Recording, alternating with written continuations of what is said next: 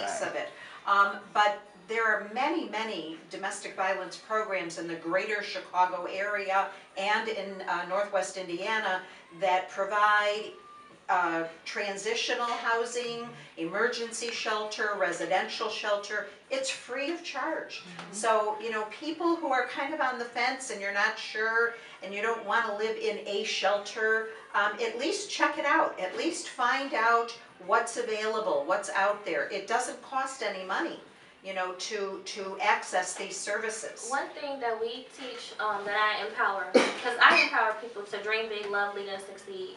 And the one thing that you need to do in a domestic violence relationship, if you don't want to necessarily go to a shelter, is to create a safety plan.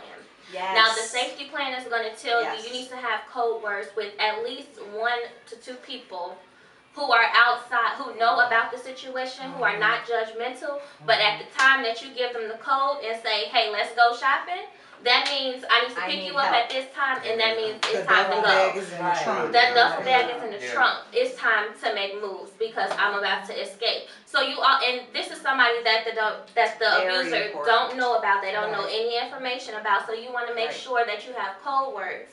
You want to make sure that you have clothes, toothbrush, underwear, you know, things, the necessities, documents, every type of safe thing, everything that you need that's very, very important. You need to have that and create a plan with somebody, an escape plan. But if you're in this situation, I just want to say you really have to make a decision in your life to say that you deserve to have more. A lot of times we say that, you know, you got to know your worth, but we don't, when we're in that, we don't know what our worth is. We don't know. We don't know how to identify with that. So just make a decision in your life to make a change. You have to revamp, revive, restore yourself. I mean, get back to the basics. Make a list of the things that you want in a relationship and see how you're bouncing out. If you know that you want love, what does love look like? Are you experiencing love right now? No. How do you make the choice?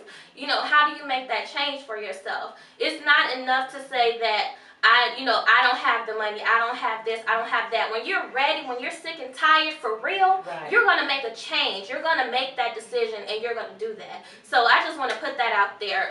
There are no excuses if you really want to get out. Have that support plan. Have that support. I mean, you can always reach out to, hey girl, have somebody. There's somebody out there.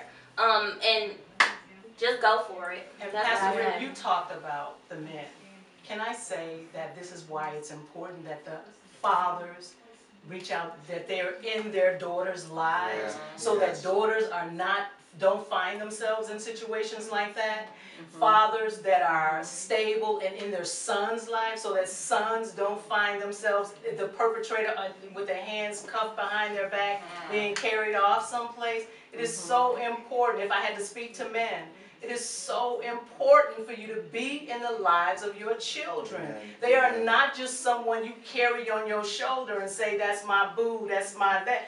They are children. You are raising them. And it is so important for you to really be in their lives and be wonderful examples of how men should act. You know what? And it's important because if as parents, when we have our children, we are basically setting the foundation for everything. Absolutely. Every single thing that kid or those children will encounter. It wasn't until I forgave my father for not being in my life that I eventually began to allow God to love on me, thus me loving myself, thus me saying that I will never allow a man to do anything or say that I'm anything other than what thus saith the Lord. You know, it wasn't until I gave that forgiveness to my father, that's what I'm saying, the generational curse. And it doesn't, my father never hit me. I got one whooping, and I'm still mad about that whooping. But I'm just saying, my father never did anything violent towards me, but his absence hurt me. Emotionally. And when I got into relationships with the men, something that I did triggered something in them that I didn't know, still don't know, don't care about. However, it became something, it became violent or combative or always tense. You know, when you're always tense, when you're cringing to go home, that's sad. It's sad when you go to work and you pay your bills and you take your house and you make it beautiful, trying to keep it clean, trying to make things look nice, but you still don't want to go home. But You you're deserve empty to want inside. to go Yeah, home. absolutely. You deserve to feel Right. safe in your home, Right. to make a mistake in your home, Absolutely. and not get cussed out, yelled, banished, kicked out of your own house for it. You have to tell yourself that enough is enough. Absolutely. And when you do, there's hope. Because now we're able to be in healthy relationships Right. now.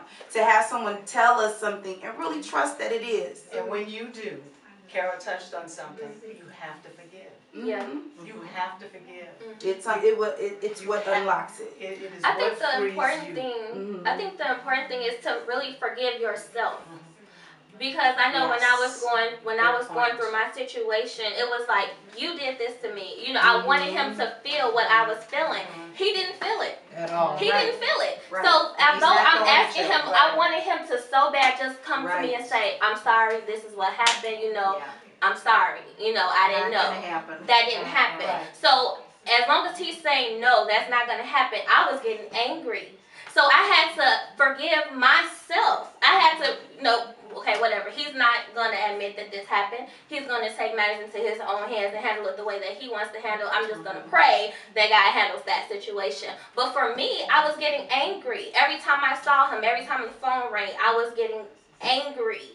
And who wants to live like that? Nobody wants to live in anger. So I had to forgive myself for accepting, for not understanding that it wasn't my fault. Right.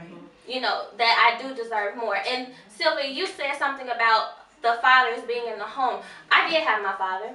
I had my dad. My parents, they're the most beautiful couple ever. They've been married for 31 years. My dad has never put his hands on my mom, ever. For me, I was looking for my dad in a man. And I ran into the wrong one.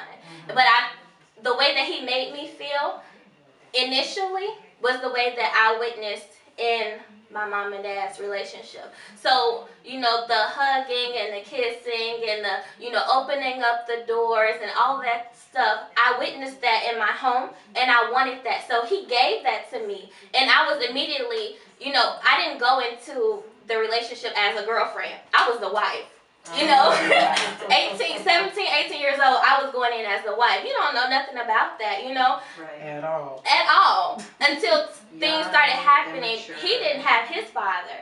He had a stepfather, but he didn't have his father. So he was going through some things.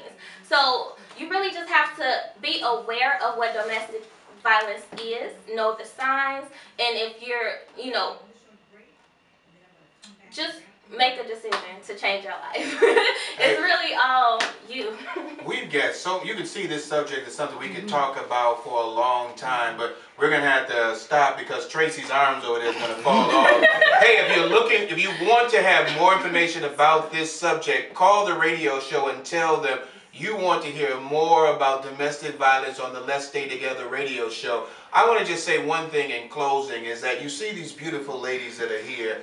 Men, there is absolutely no reason whatsoever that you should put your hand on a woman. I don't care what happens. This is my beautiful wife here. She drives me.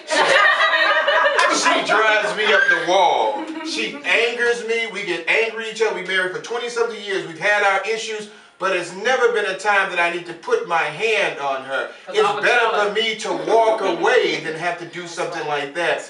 Never is there a time. So if you're putting your hand on a woman, stop now. Because that does not make you a man. It makes you less than a man. The Bible says I can do all things through Christ that strengthens me. Men, you can be strengthened by not hitting more than you can. I thank you for listening to the Let's Stay Together after show. Tracy wants us to say, make sure we say, let's stay together.